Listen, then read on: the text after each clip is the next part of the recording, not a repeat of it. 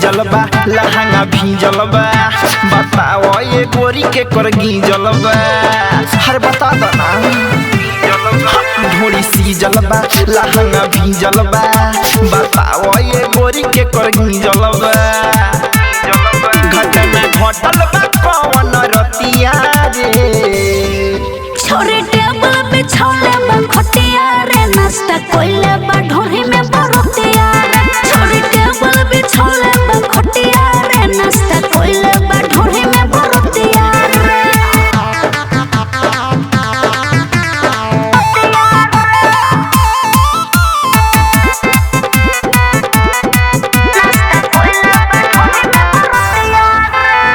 ऐसे जवानी जदी करबे तू छूटा रे लइका तो लइका हो बूढ़ा ओली लूटा रे लागे खियले बाड़े दल बूटा रे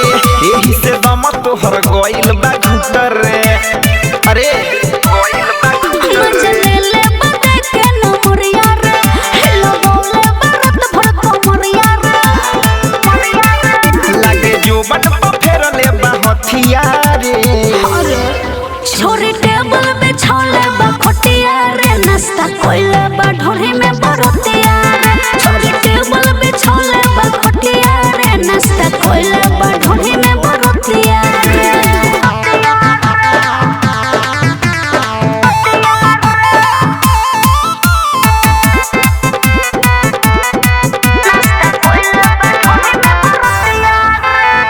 राउटी के खूटी तोरा ढोड़ी में हलल बा लागे मशीन तोहर रात भर चलल बा चढ़ल जवानी तोहर बॉबी हो बनल बा एही से बरतिया तोहरा पतनल बा एही से बरतिया तोहरा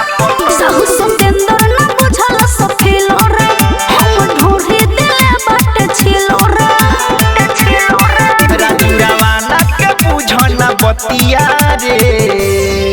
छोरे टेबल पे छौले बा खटिया रे नाश्ता कोइले बा ढोरी में बरतिया